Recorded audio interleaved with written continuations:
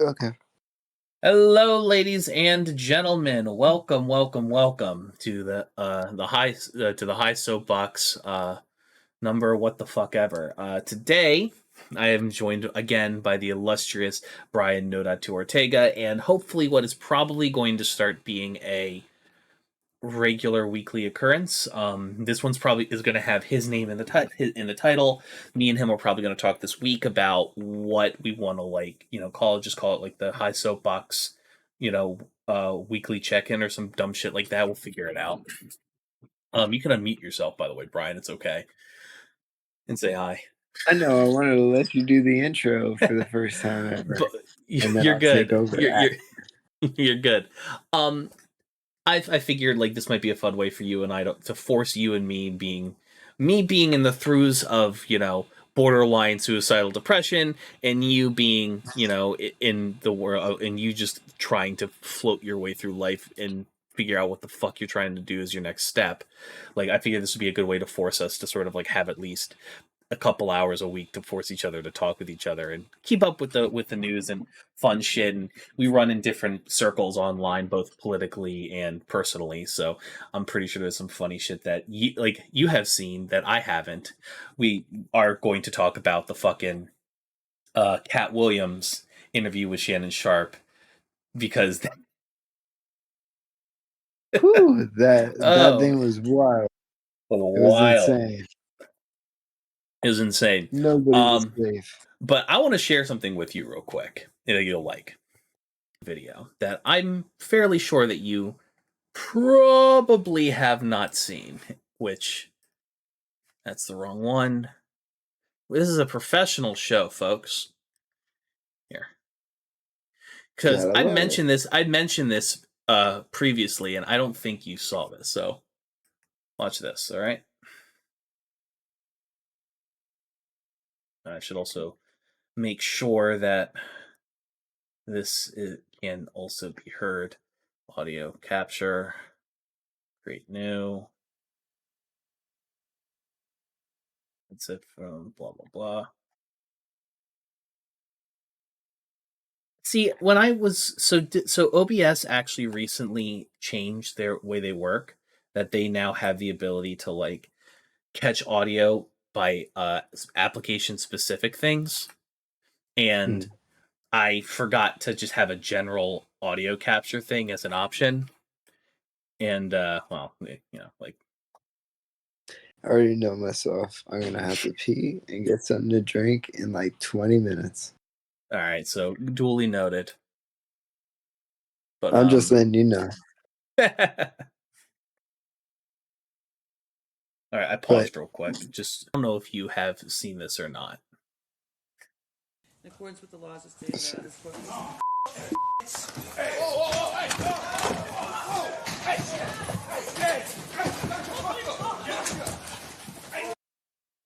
Let's see. People have been losing their shit over this clip. It's insane. Okay. Like just one more time. I didn't see it. Replay. Here, watch this shit. So she's reading his sentencing, and then this man said, "Bitch, I'm gonna fuck you up. I'm gonna fuck you up." No. How long was the sentence for? I don't know, but they're gonna bury his ass under the prison for that. Here's this is the moment that I want to like just note here. With all due respect, he went full Jordan. This man, like, I have done jury duty. I have seen how fucking tall these judges' stands are. This man cleared that by 1.5 feet. I was like, his whole body. Not even his legs are gonna hit it. And it's like fucking, and then like fucking Kyle Rittenhouse over here is like fighting with him or some shit, like right over here. And That's I can't. I'm not playing the whole clip because it's bad. Like, but he's still like, even at this point, he's like still fucking.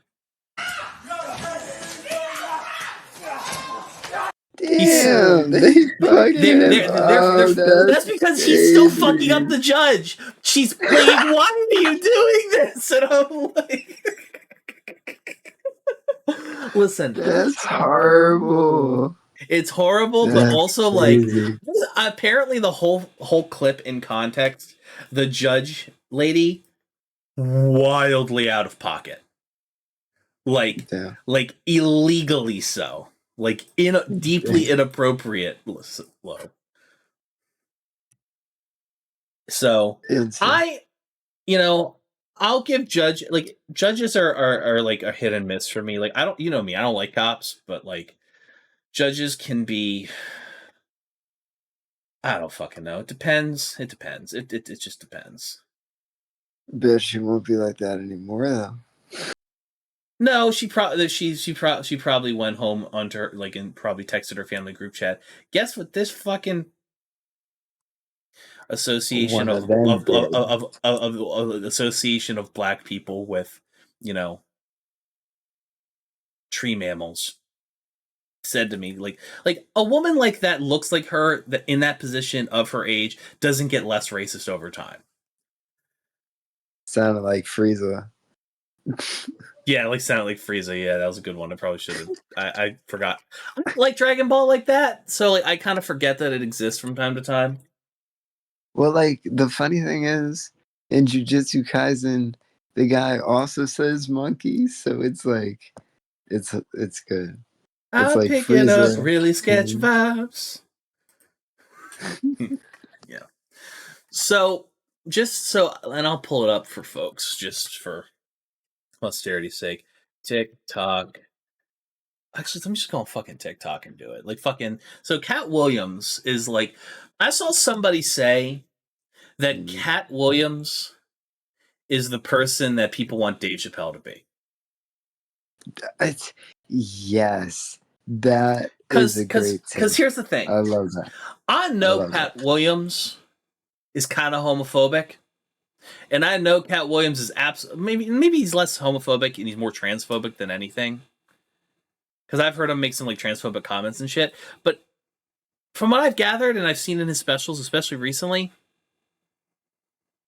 I think some part of him also recognizes that there's some territory that he just doesn't know. He does not know enough about some shit to speak on it. Real quick, he said in this special, one of the reasons he did the character in Next Friday, like he helped make the character in Next Friday. He said, rape is not funny no matter the context. It's not funny. It's just not funny. And no matter what you try to do, it's not funny. So like he like changed the story centered around a character. Like you should watch the full interview. It's crazy. Oh no, for sure. I've only seen clips on TikTok. Yeah, no. Yeah, I will say the things that made me like fucking laugh and shit was like the shit he was talking about, like Steve Harvey and Cedric the Entertainer. And Dave Smiley. Oh, Ricky Smiley, yeah. Yeah, that one. That was, oh boy. Here, let me see. I'm trying to find yeah, I'm pulling it up. Give me a sec. I just want to say to everybody real quick, I know that we're doing this a little wonky and shit. I'm working out the technical kinks of recording everything on my end. I appreciate you guys' patience with this, genuinely. Yeah. Yes, thank you, everybody. Yeah, the only thing that bothers me is like, why is it so fucking large? I don't know. Whatever. All right, so yeah, I know. Get out of that. Here. That we were both in screen at the very least. Here, let me play this. The same Steve that went to go watch Mark Curry do his whole sitcom and then stole everything Mark Curry had. Now Steve got a sitcom where he the principal and he wear a suit and then he gets this high top fade, making all black men think he got the best lineup in the business. And it's a man unit. Then you ask it, why you not a movie star? I didn't want to be a movie star. This the same Negro that hated on Bernie with this same thing. I didn't want to be a movie star. No, you couldn't be a movie star. There are 30,000 new scripts in Hollywood every year. Not one of them asks for a country bumpkin black dude that can't talk good Obacaby and look like Mr. Potato Head. There ain't none. You would have to have range. I played a lot of characters, 60 movie roles. I'm not playing Cat Williams in there. I don't know. Doesn't Cat? Although, hold on, and this might be my lack of knowledge because I've only seen Cat in a couple, roles. So I might, so feel free to roast me on this shit. Doesn't Cat Williams just play a lot of variations of himself?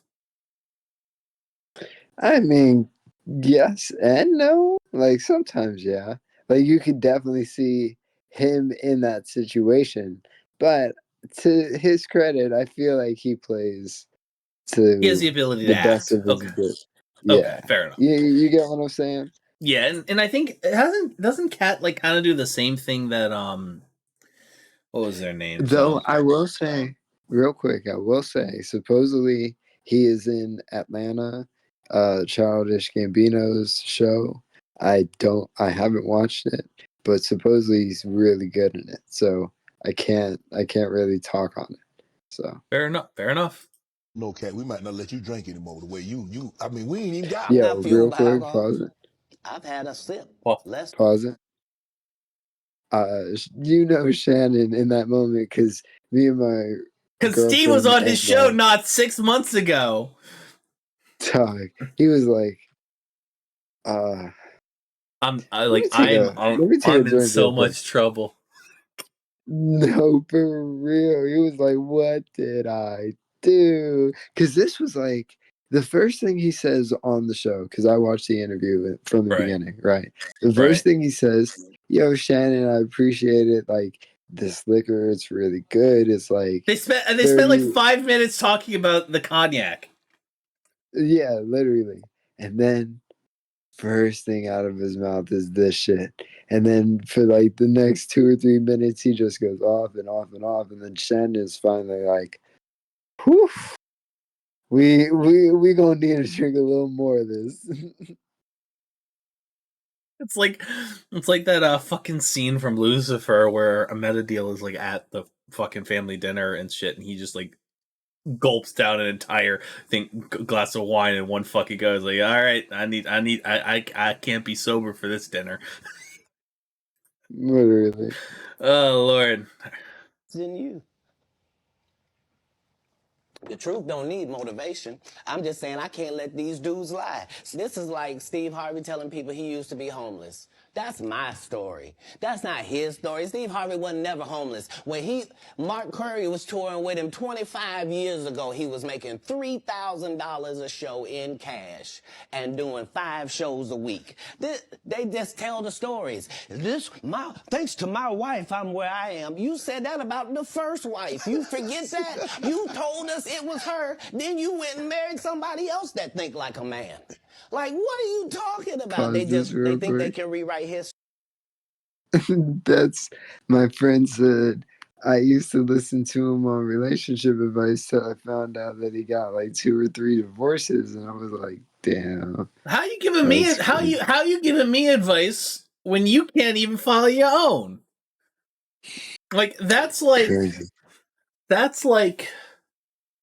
Fucking that's like you go to fucking Sam Bankman-Fried, ask it like Sam Bankman-Fried comes up to you talking about like sound investment strategies, and then you find out all the bullshit he did with FTX. Then you're like, that's like Bill Cosby talking to you about safe sex. You'd be like, excuse me, you? That's like fucking Epstein, Epstein giving a lecture on consent. Literally. It's Still insane. they still haven't fucking dropped the list, by the way. At time of They're gonna recording, do they it still soon, haven't dropped the hopefully. fucking list. I was looking at the documents, but like whatever. One thing at a time. We'll get there. This first. Guy Torrey did a beautiful special about the Comedy Store and Fat Tuesday, where he said that Steve and Cedric and Kevin Hart and Tiffany Haddish came through there and made... All lies. Steve and Cedric never performed at the Comedy Store at all. Tiffany was only seen at the Laugh Factory. You mean to tell me if Steve Harvey, your favorite comedian, you mean you've been waiting for him to do stand-up for 15 years now?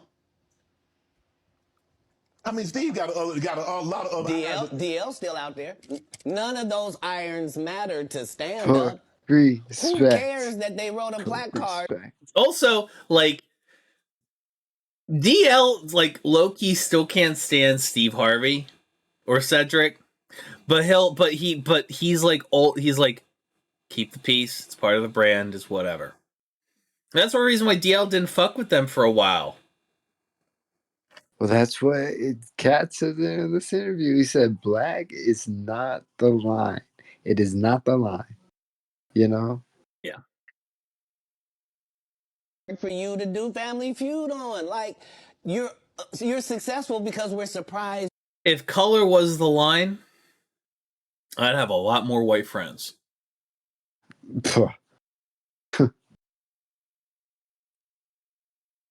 You can talk for a living, and it's... Because the white people that I've met in my life that I've been friends, I'm friends with very few white people at this point in my life, and that is not by choice. That is not because I have a preference of like the type of the skin color of my friends. It is just by happenstance. For some reason, the suburban waspy ass motherfuckers that I've known throughout my life are flaky as shit, and the friends that I've made, living in Wilmington, fucking Delaware, which is a predominantly black city, just happen to be like my fucking ride or dies at this point. And that's just how it is, I guess. Pretty much. Entertaining that you gonna say some funny country. I felt like I should probably clear that up a little bit because it sounded a little sus if I didn't. No, I get it. Three things, but not a writer. Do you consider yourself a king of comedy? Where does Cat? No, they consider that. Oh, like when after Bernie left. Now, while I disagree with with his take on what I'm about to say, Kat says, as long as Dave Chappelle lives and breathes, I am the second best comic in the world. Now, granted, he said. Now, I granted he said this shit like a decade ago on like Vlad TV or some shit. Okay.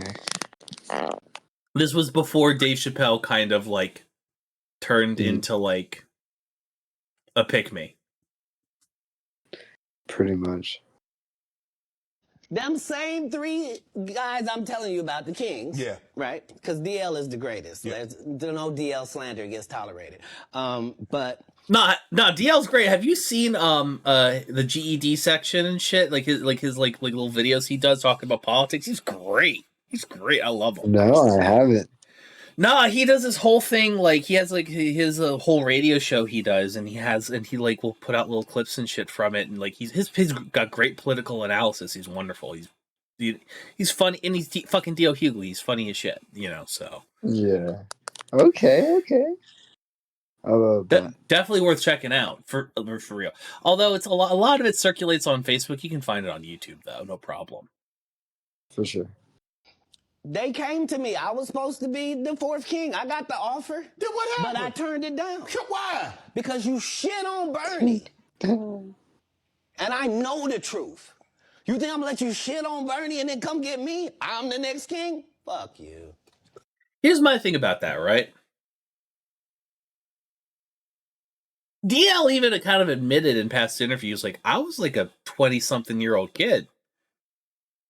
I'd been doing comedy for like 6 to 8 months, and then I get scooped into this tour, and now I'm a household name.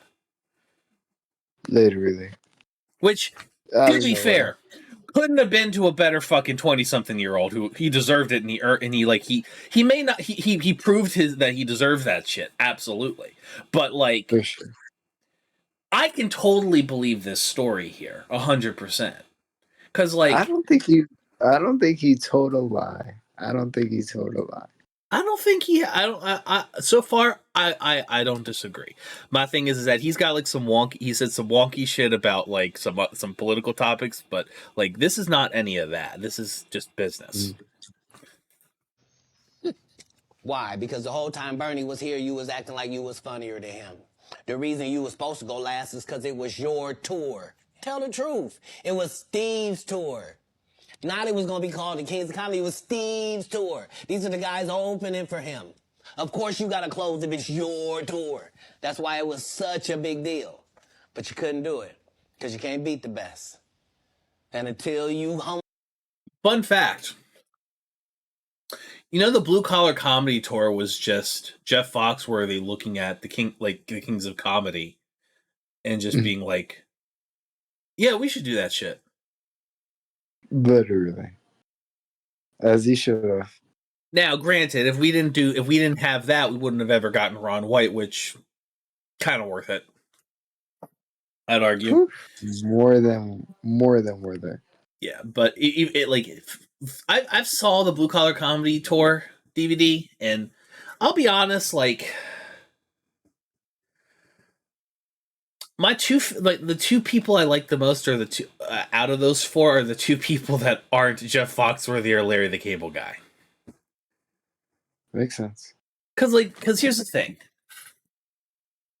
Bill Engvall is good for the same reason Ron White is. He's just greener, right? Mm-hmm. Like both Bill Engvall and Ron White are storytellers. And I like storytelling comedy. It's part of the reason I fucking like Dave Chappelle for so long, you know? But even when they talk about the original Blue Collar Comedy Tour and like interviews and stuff, it was Jeff's tour. It was Jeff's tour. Jeff was the biggest thing like in like rural America and shit. He was gigantic. And like they wanted to get 3 solid fucking comedians to like lead for him, and then instead of it just being like his tour, they just rebranded it as like, oh, all of these really stellar comedians coming together. Yeah. But I would have loved to. Go ahead. Would have loved to see some of that shit though in the heyday, like that comedy. Yeah, maybe. Honestly, though, it's like I feel like out of all of them, I would probably go. I wouldn't go see Bill Engvall. I think because like he is very much a person who will like put out a special once in a blue moon, and then like he won't put out a special for years because he's doing the same fucking content at all his gigs and shit for years. Yeah. And then like he will like make a set work. He'll find a set that works, use it for like almost a decade, drop a special, retire it, and then move on to some new shit. I'd probably like. I'd love to go see Ron White. I'd love to see a lot of comedians, but as far as like if we're talking about the blue collar comedy guys, I'd love to see Ron White because he's actually a decent human being who's not like a right wing lunatic, which I like, and his comedy's funny as shit. Yeah. Let me play the fucking video. I'm sorry. You're okay. yourself. I'm just trying to get our fair use quota open. You will forever be kinged by the king. And because you finally did it, because you didn't have no other choice, and now that he gone, you gonna act like he wanted to be a movie star. You stop it. You stop it. That man was funnier than all of y'all, and y'all thought y'all had one over on him. You thought he was black and ugly, and you were good looking, and he couldn't make it because you did. And that ain't the way comedy. First of all, Bernie Mac was a good-looking man. Most certainly a better-looking man than Steve fucking Harvey. And Cedric. But he gets into Cedric later. He worked. The king is the funniest. Period. Every time.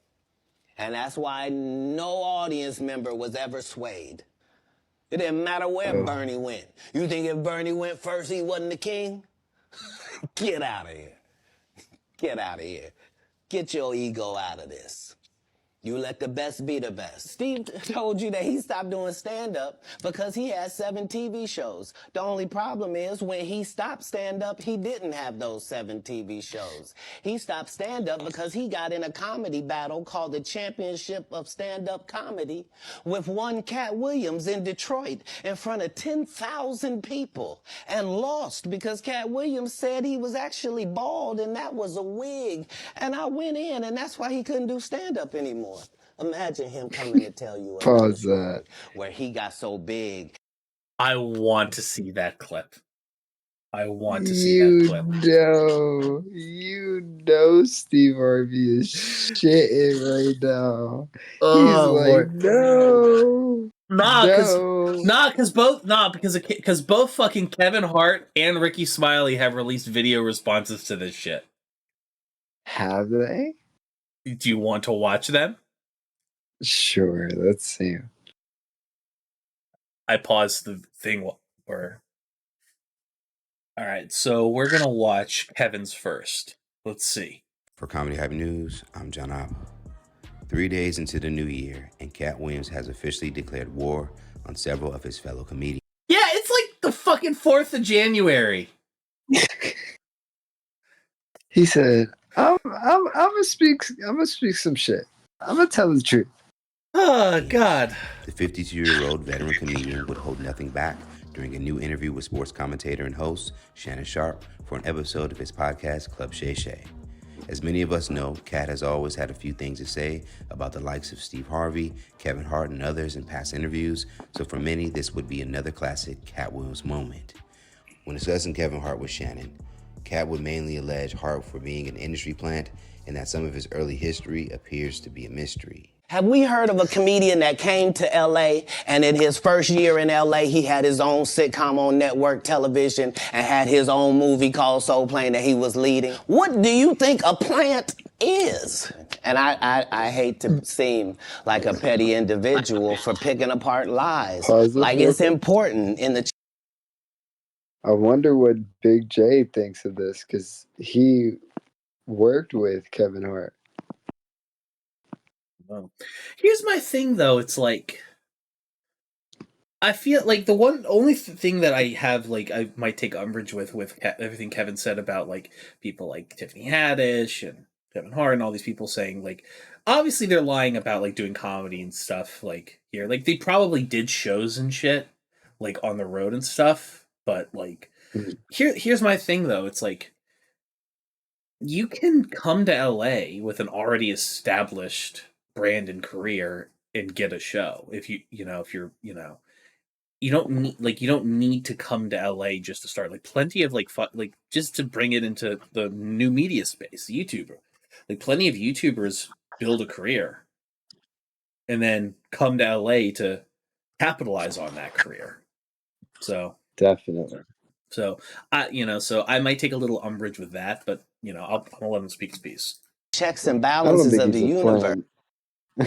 No, I think he has acclimated to the industry. My criticisms of Kevin Hart is like his first 3 specials I loved. I thought they were funny, but like at least his first 2, at least I like his second one I loved a lot, but like at a certain point, like he wasn't saying anything, different. It's like. It's like he stopped leaning on like the storytelling and started leaning more on like making noises and shit. I get that. I think Cat's not, I don't know, not to speak for him, but if he's trying to convey the message that like he popped off out of nowhere and didn't have to struggle in LA, I totally understand that. Yeah, but that doesn't mean he didn't struggle. Like Patrice O'Neal, like read this man to fucking filth on the East Coast. Like the East Coast, like is a different fucking beast compared to LA. Like LA, you have to like in LA, you have to like be good to like rise to the top. Like, but in New York, you have to be good, and you also have to fight. Yeah, you have to have a fucking backbone and be absolutely savage. Yeah, you because like not only do you have to like be better than everybody else, you also have to like walk around like you got a 10-inch dick. Like literally regardless of gender, like you have to have like a fucking ego on you to like let the shit slide off, because like I remember Kevin Hart telling a story about Patrice where he like Kevin was like a young comic. He was doing a 5-minute set, and then Patrice was sitting in the back just going, ugh, ugh, ugh, That's great. with every fucking thing. And then and then he says like, and as he's like going through another joke, Patrice comes up, there's a fucking phone book on the stage and says, "Read this. There'll be better fucking material in there." That's great. Wow. And I'm like, all right. Especially I'm not with saying David that LA Tell. comics. I'm not saying that LA comics aren't, strong. But like, I'll be honest, man. Like, I don't have a high opinion of the backbone of the people of your city. Yeah, nah. So I say your city like you identify as as a Los Angeles. yeah, as a All right, let's get through this. I'm sorry. That liars not get to make complete narratives for themselves. They have all the assets and resources and we don't. But let us get on the line, boy, and see if that factors in. I guarantee you it won't. The Sharp is like, oh no. and Sharp is a whole ass former football player, dog. That's crazy. Yeah, I mean, short people can be dangerous, like a honey badger. Literally. Wow. Behind my back, I'm nothing. I'm just a regular old comedian that's bitter and jealous. But in my face, no. Now on Thursday morning, Hart would give his reaction to Williams' latest diss. In a post shared on X, Hart would fire back at Williams along with promoting his new... It's not X, it's Twitter. Trans rights, but it's okay to dead name Twitter. project Literally. coming to Netflix. Fuck Gotta get yes. that anger about your champ. It's honestly sad. In the meantime, I'm gonna just read it because this is gonna take too long. Gotta get that anger out, you champ. It's honestly sad. In the meantime, please enjoy my movie trailer for my next film, Lift, which will be dropping on Netflix in 8 days. Oh no.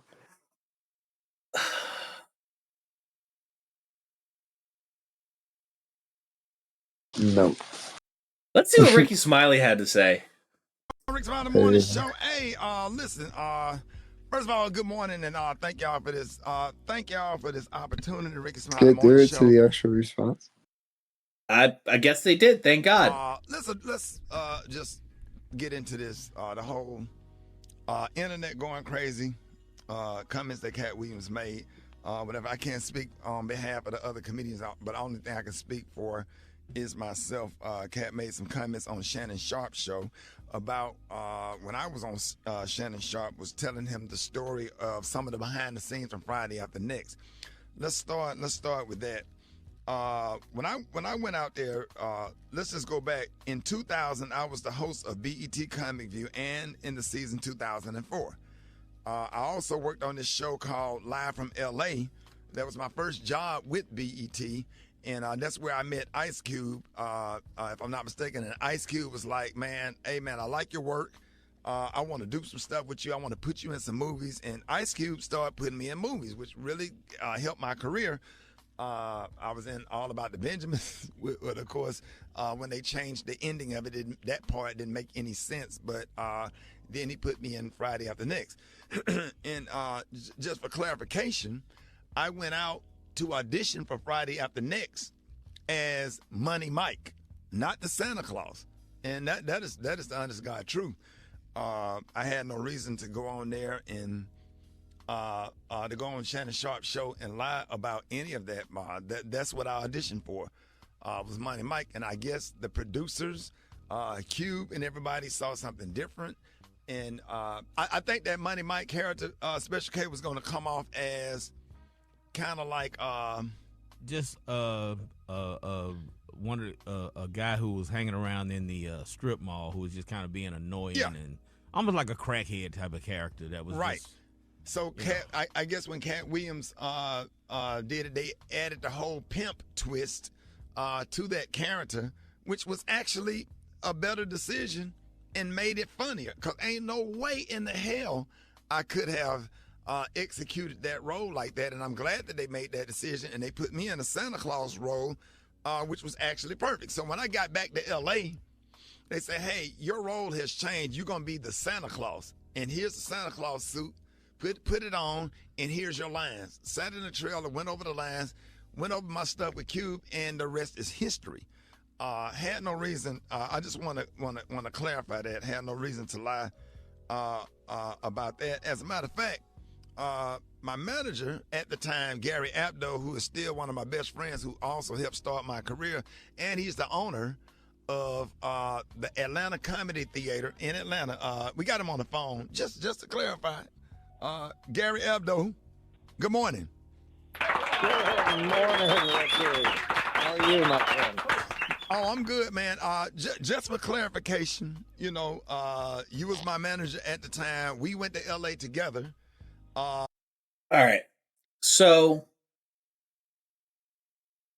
I want to which spanned into, hey, I think you should do a character. This would be a great God character. damn, that's a whole video. 16 minutes. So, all right. So here's the thing. Initially, nominally, if this had been like a 1.5, 2-minute response, I'd have been I'd been more inclined to believe him.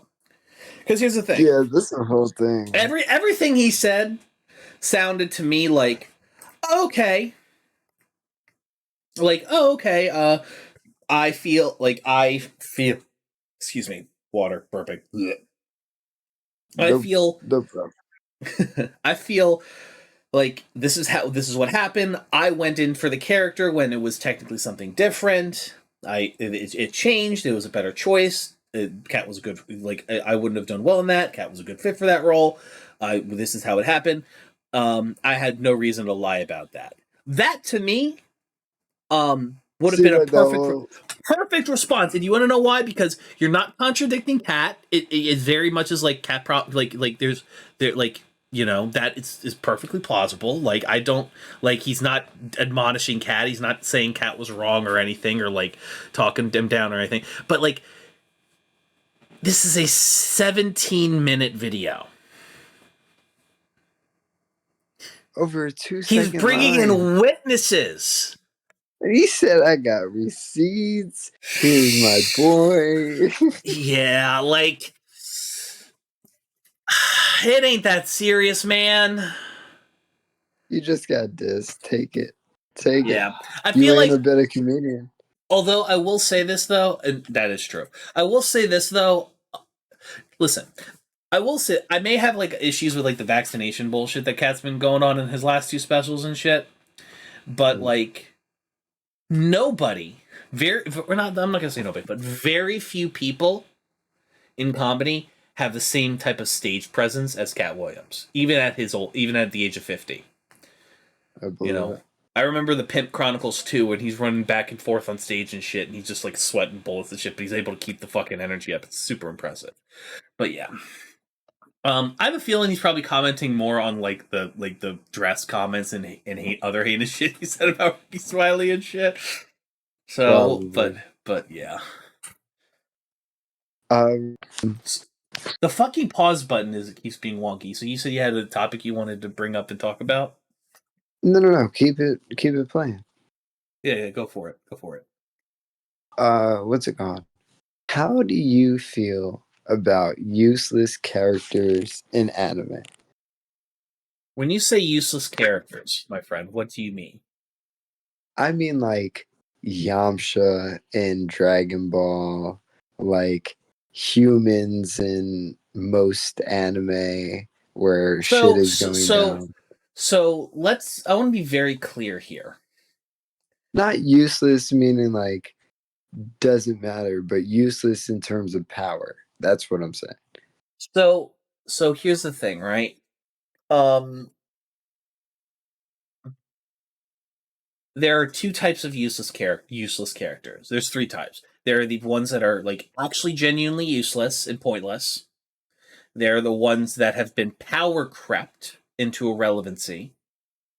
And they're the ones that are useless in the direct combat issues of the story, but like when you actually think about it, without them motherfuckers, this like none of this shit would have fucking worked out.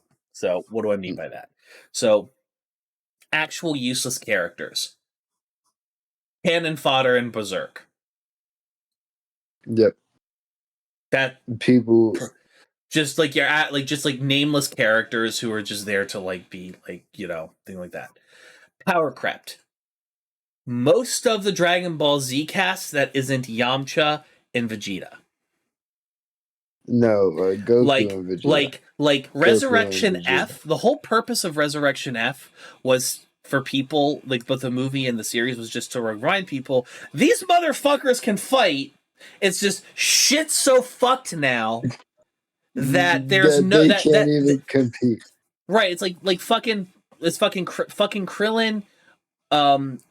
Fucking what's his name? Krillin, Roshi, and I think Yorobi were literally fucking playing cards and shit at the lookout during the Buu saga.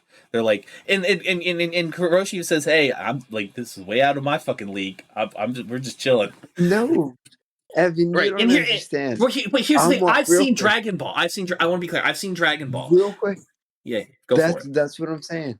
Imagine watching Dragon Ball, and then I'm in the Cell Saga with Noelia right now. We're watching it, and we're like right before the Cell games start. And like, can you imagine watching from Dragon Ball and then being like, everybody except for Goku and Vegeta and maybe Gohan is done. Like, finished. Yeah. And so it's like if you just have seen Dragon Ball Z, Yamcha and the rest of them are mostly useless. But if you've seen Dragon Ball and you understand the context of like it's like they're power crept. Now, the third category I look at with Sakura Haruno from Naruto. Sure. Is she able to fight? Yes. Does she fight as well as Naruto and Sasuke? Fuck no. Would both Naruto and Sasuke be fucking dead if it wasn't for her healing them up between fights while they're out in the field?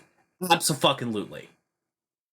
Sure. Like Sakura has a lot of faults as a character that I dislike, but if there's one thing that she is good at, it is she is good at taking care of the shit outside of the fighting to make sure that motherfuckers like survive and shit. Like, it's not, like, you know, while she's not fighting the Akatsuki members toe-to-toe by herself, like later in the show and shit, she's absolutely, like, doing all the shit to make sure motherfuckers, like, are staying in the fight. Like, support roles matter. I play MMOs. Healers are important. Healers and tanks are important. I usually play support roles. Support roles are fun. You play Psyker. Not Psyker. Okrin. You play Okrin and Dark Tide and shit. Like, you're the tank. You're the fucking tank. It's fun, though. Because you're like, I can handle this all day. God, it bums me out. It bums me out you don't enjoy MMOs. I'd love to get you an Elder Scrolls Online. Yeah, but I cannot wait. You and me have to play. I hope they support cross-platform multiplayer, but you and me have to play Space Marine 2. Is it multiplayer? It's up to 4 co-op. We might have to do that. That'd be fun. We have to do that. It's coming out this year. No shit. Let's hope I get a job and I can afford to do that. All right, so wait, you want to talk about the Steam Awards? Yeah. Oh, Lord. All right, my brother. What's up, my You're- boy? I'm gonna. So I can actually pull it up. Yeah, The Steam Awards or the Game Awards. the Steve Awards. We could do both. I'm down to do both. So then, in that case, let me pull up Steam proper, and we'll take a little bit of a look see. I mean, Baldur's Yeah, Gate 1 Game of the Year. We already knew that was going to happen. Definitely. I mean that But was I want to know. kind of a no I wanna fucking know brainer. Yeah, Oh. for sure. I haven't gotten it yet, but I will. I will soon. Yeah. Announcements. Let's see. Best of 2023. Releases. Trying to pull it up on my end. Actually, you know what? I'm just gonna stop being a fucking moron. Steam Awards 2023 and not be a dumbass. Here we are. That's better. You're not sharing your screen yet, right? Yeah, I'm sharing it now. Share my screen. You are sharing. Yeah, I'm sharing it now. There you go. Yeah. Presenting the winners. We have Game of the Year in Baldur's Gate 3, which is completely expected, honestly. Valid. You know, it's I don't know. I know you haven't played it yet. It's But a masterpiece. I understand. It's a masterpiece of a game. VR Game of the Year award, Labyrinthian. Have you played it? No, I don't have. I'm poor. I can't afford a VR setup. Labor of Love, Red Dead 2. That is Red Dead 2 with the fucking barren wasteland that is Red Dead Online. You made Red Dead.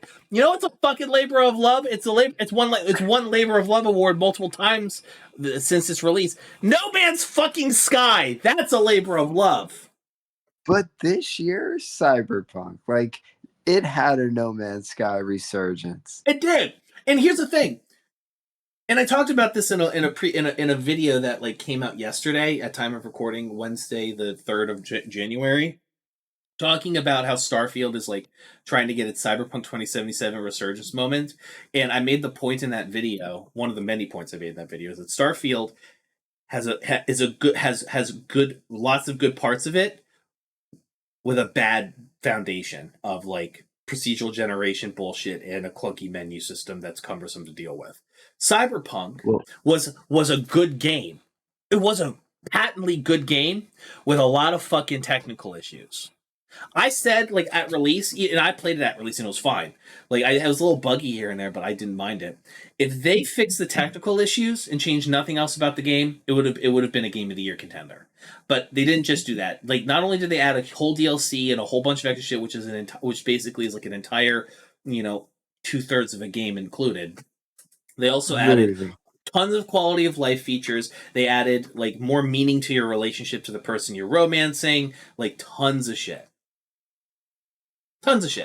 So it's like like like that should have gotten labor of love. But Red Dead 2? I'm not saying the story of Red Dead 2 is bad. God knows Metal is it. Arthur Morgan is a feminist icon, but like the giant elephant in the room of motherfucking Red Dead Online. I just tell people, listen, if you want like a Red Dead Online type of experience where you just go through like a vaguely country space, have a camp, do quests and missions and shit, just play Fallout 76. Okay. They're still updating that. It's a relatively tight experience. You can actually edit your camp detailedly. It's that I just tell you. Labor of love is cool. That is fucking crazy. Best world on Steam Deck, Hogwarts Legacy. I would have given this to fucking Vampire Survivors. I haven't played that. It's a $3 game. It's wonderful. Try it. It's great. For sure. But I've said enough about Hogwarts Legacy, and the thing is, it's a fairly benign mid game, regardless of the politics and shit I have with it. Like, there's a reason it didn't show up at all at the Game Awards. There's a reason it didn't win any awards this year. Like, it's probably on par with Starfield as far as as a level of a game. Like, Okay. I agree. Maybe it's because this came out this year, and Vampire Survivors came out last year. Maybe it's because this is the game that the best game on Steam Deck that came out this year, because I can list 3 or 4 games that are stellar on Steam Deck that are not Hogwarts Legacy. Okay. Better with Friends, Lethal Company. That makes perfect sense. I'm not playing it. I'm never gonna play this fucking game. My full name is it. I have a total of 6 names, or no, I have 5 total names. In my full government name is Evan Joseph Bitchmade Haggard. If you play the game, I'm not playing the fucking game. I showed you my fucking Five Nights at Freddy's stream where I ended up 2/3 of the way in cuddling my girlfriend's cat for comfort. I'm not playing fucking Lethal Company. I don't care how fucking funny it is. It would be. For sure. Atomic Heart, really? But Atomic Heart came out last year. Did it? It maybe. Maybe not. I heard that the actual game, the game itself, was great to look at, but it probably could have benefited from doing the BioShock thing of having a voiceless protagonist. Well, it was pretty much like BioShock, right? Yeah, it's basically it was or Wolfenstein, something like that. No, it's supposed to so. The crux of BioShock the crux of BioShock was to be at its core a criticism of objectivism. It is supposed to be a patent rejection of libertarian ideology. And the problem with Atomic Heart is that Marxist-Leninist style communism was a failure, and it was going to fail regardless of the pressures of the United States. And this just takes a world where it was actually successful, and then it just does all the bullshit with it's not you can't you can't have a socialist economy if you don't have a democratic government. That's just them's the rules. Most innovative gameplay award. I disagree. I disagree too.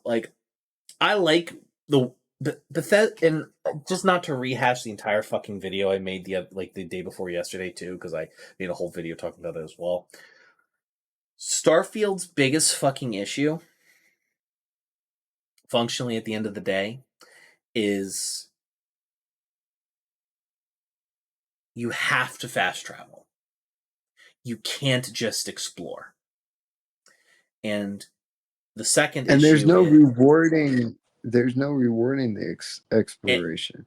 And the second issue is the procedural generation. I'm not saying that the procedural generation is bad. It's generally pretty good. I don't see a lot of issues on the planets I'm wandering around and shit. The problem is that we put up with the bugs. We put up with the occasionally lackluster storytelling. We put up with the hit and miss storytelling at times. We put up with the loading screens because Bethesda makes worlds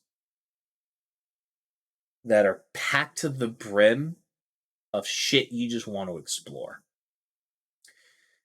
You can travel from Whiterun to Solitude if you want, or you can fast travel if you don't want to fucking do it. But you have the option, and if you do decide to do it, your odds are you're going to run into some shit you haven't seen before.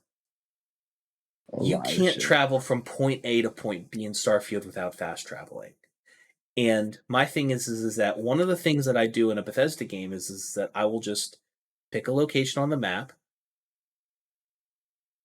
I go there. Just go west. I'll just go west, and I'll just go west, and I'll just go around and look at the little blank things on the map and just discover things and discover shit and find stuff out. Because here's the fucking thing about Starfield that always fucking bothered me: the side quests are great.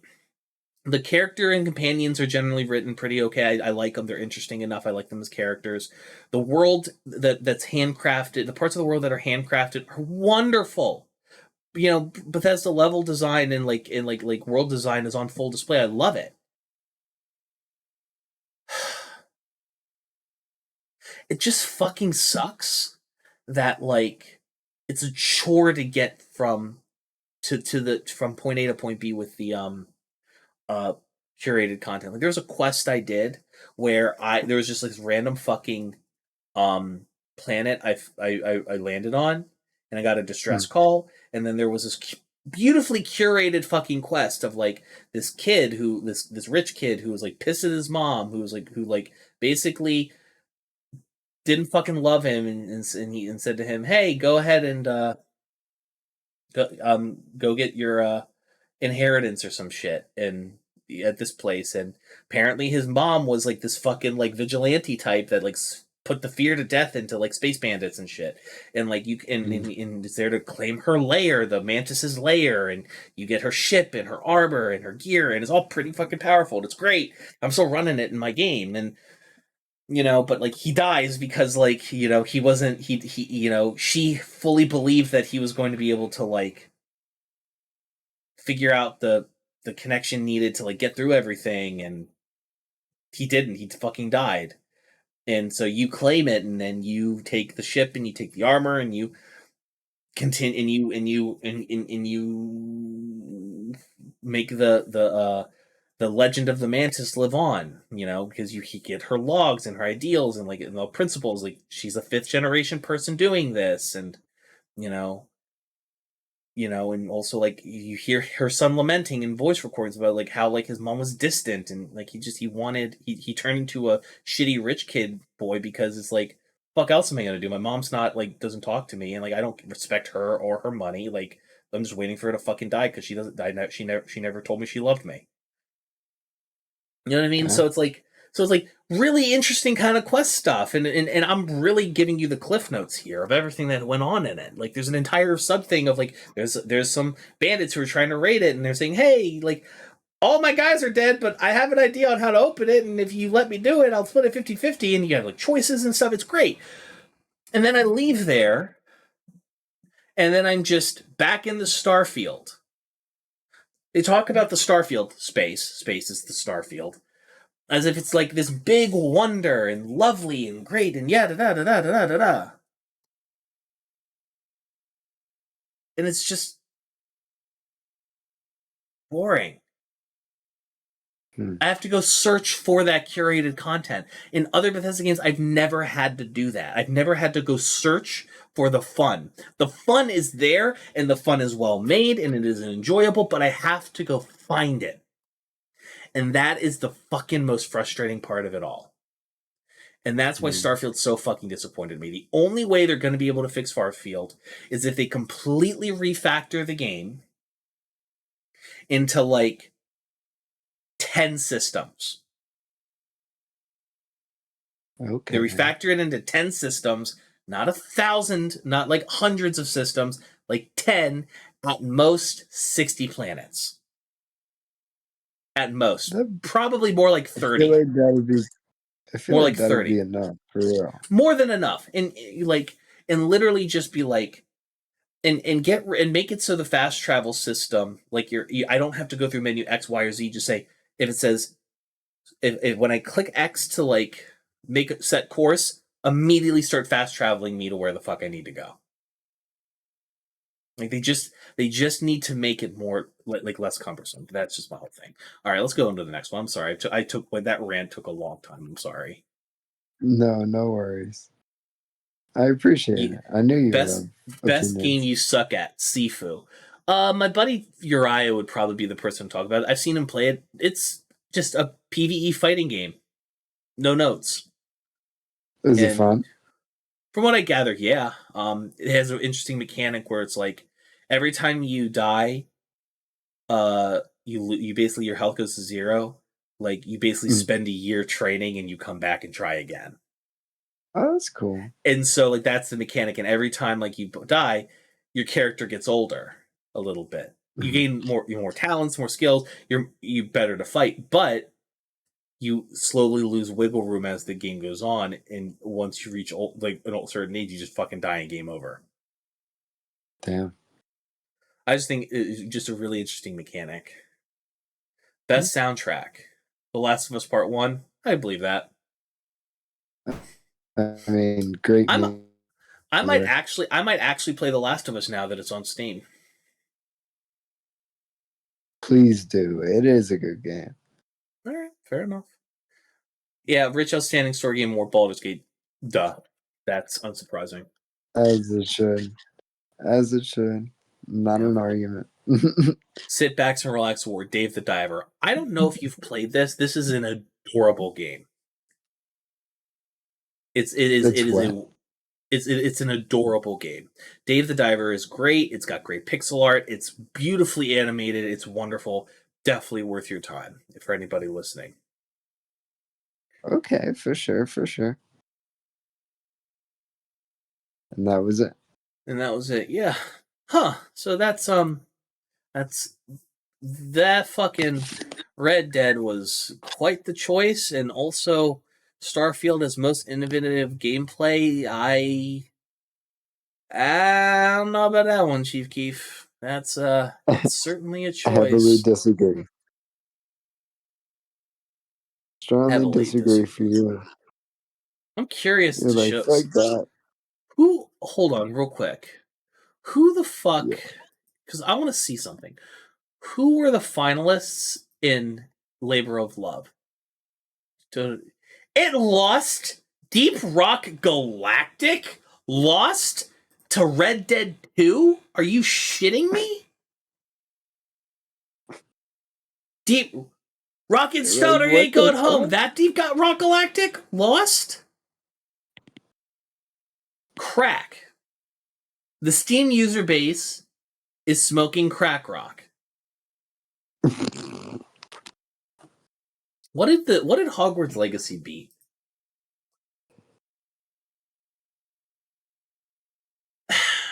I know Dredge wasn't going to beat Hogwarts Legacy, but Dredge should have won. It's a stellar indie game. I feel like the Outlast trials could have won. Yeah, I'm not a huge horror fan. Hogwarts, like it's Harry Potter. It's too fucking big. What did Atomic Heart beat out? They beat out Darkest Dungeon? 2? I'm upset about that. That's fucked up. Really? Hold on, Cocoon also won like multiple awards at the Game Awards too. Like that's an odd fucking choice. I don't fucking agree. I don't like Cocoon or Darkest Dungeon could have taken that easily. And most innovative gameplay. Contraband Police, Remnant 2, Starfield, Your Only Move is Hustle. Shadows of Doubt. Your only move is hustle. Like, I can't speak for Remnant 2 because it's based, from what I gathered, it's basically like a bullet hell live service game or whatever. And Contraband Police is just like a giant RP. But like, your only move is hustle is like.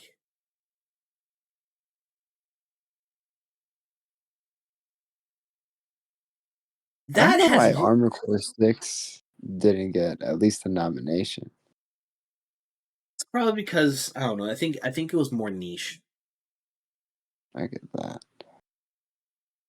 Have you seen that game? I have. I don't know if it's necessarily my. What are best game you suck at award? I get Sifu winning, but what are the other options? You had a literal Souls like on here in Lords of the Fallen. I played Lords of the Fallen. It wasn't bad. Is it hard? Yeah. It's a fucking Soulsborne like.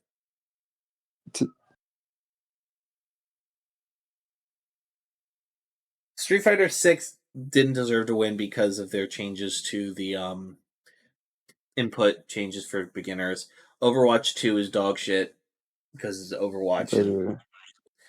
Also, fucking FIFA, eat shit. Like Sifu, I understand, but Lords of the Fallen easily probably could have gotten it as well, if I'm being honest. But Sifu's probably had more mass market appeal. Okay. Best soundtrack award. I'm upset Hi-Fi Rush didn't win. How did Last of Us what? I know why, because motherfuckers are simps for The Last of Us, but it's Hi-Fi Rush! No, literally. Also, oh my God, Evan. Also, wait, Persona! We have to talk about this. Wait. Did you see this video? Show everybody. I just sent you it over Instagram.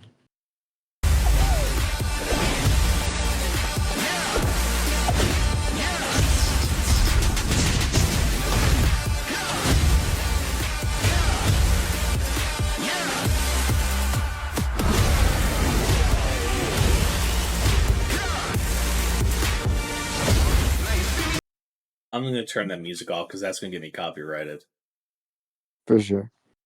Look at it though. Oh yeah, no, I saw this. I have the reaction on my channel. People were losing their Crazy Taxi, Streets of Rage, Jet Set. They're making a new Jet Set Radio. Dog, how fucking stoked are you? Yes, I can't fucking wait.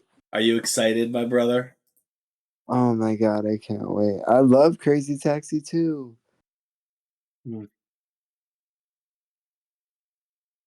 And Streets of Rage, goddamn. But yeah, yeah, like Hi-Fi Rush losing out here was fucking goofy. Criminal, just criminal. Oh, this is gonna piss you off. Let me actually share my screen again. This is gonna make you actually upset. Look who lost. Look what. Now, granted, I fully believe that Dave the Diver deserves this win spot. Oh, Potion Craft. I know you love Potion Craft. It is a fun game, I'm not gonna lie. But not for sit back and relax, because after a while you're like, what the fuck do I do? Yeah. Also, like, I like Lies of P. Wasn't gonna win. Like, it's not speaking on Jedi Survivor, but RE4, Lies of P. That's all well and good. Baldur's Gate is just too. It's too fucking dense for it to be anything else. Like dense in terms of like story options and shit. What did Lethal Company beat out? So the Force Dark Tide. Should have. Honestly, this makes perfect sense to me. Like, yes, Lethal Company is like like came out like last month, but like, it's insane. It's insane how quickly it popped off. It has like that it has the Among Us like level of virality. Because it's also cheap. It's cheap as hell. Yeah, it's like $10. It's nothing. Best year, I don't give a shit. Who was? I want to see who else was Game of the Year. Like, Baldur's Gate was gonna win, like hands down. Oh, they're absolutely gonna win against all of these. Lethal Company didn't have a shot. It's too new. Resident Evil 4 was good, but it wasn't gonna beat Baldur's Gate. Hogwarts Legacy, fuck no. And also, like, you know, like EA's football Skinner box. No, absolutely not. Definitely not. Well, but yeah. So, that makes perfect sense. With that, Evan, and everybody, thank you for watching. It's been a fun time talking to you about all this shit. Yep. I am very excited to keep doing this with you. 100%. For everybody listening, we will be back. For everybody listening, we will actually be back Thursday at approximately sometime like between 7 and 10 p.m. Eastern Standard Time on next Thursday, because Brian's on the West Coast and also has a penchant to sleep until 2, and I am a disaster myself. Regardless, if you for everybody listening, this video will come out and podcast will be coming out Friday morning, around 7 in the morning. If you want to listen in and ask some questions that we will answer at the end of the show, please feel free to join the Discord. We host these in the stage. Everybody's able to listen in and spend time, and you can ask questions, and we'd love to have you, and you could be a part of the conversation too. And also, if you are a paid supporter of HIMediaTV, whether it's through your Twitch subs, whether it's through Discord subs, whether it's through Patreon, Ko-Fi, or many of the others on himedia.gg/donate, can even let you ask a verbal question as well. So, Cool. ladies and gentlemen, please go follow my man Brian here over on. Oh yeah, let me just click that. Let me click this real quick. Make sure y'all go over to Instagram and follow him at no.2 Brian. That is no.2 Brian. Brian spelled Brian. And make sure to, if you're listening to this on the podcasts, stick around for the post rolls. It supports the show. And if you're watching this on YouTube, like, subscribe, usual bullshit, and tell us how we're fucking wrong down in the comments. I'll fight with you down there too, and it's not that I won't. It's all engagement. It helps boost my shit in the algorithm. I don't give a damn. But any last words, my brother? We appreciate y'all. I'm really glad we started this. It's a lot of fun. Yep, you and I will come up with an actual stick around for like 10 minutes after, so we can like spitball a name that we can figure out to call it next week or tomorrow, whatever. But have a good one, y'all.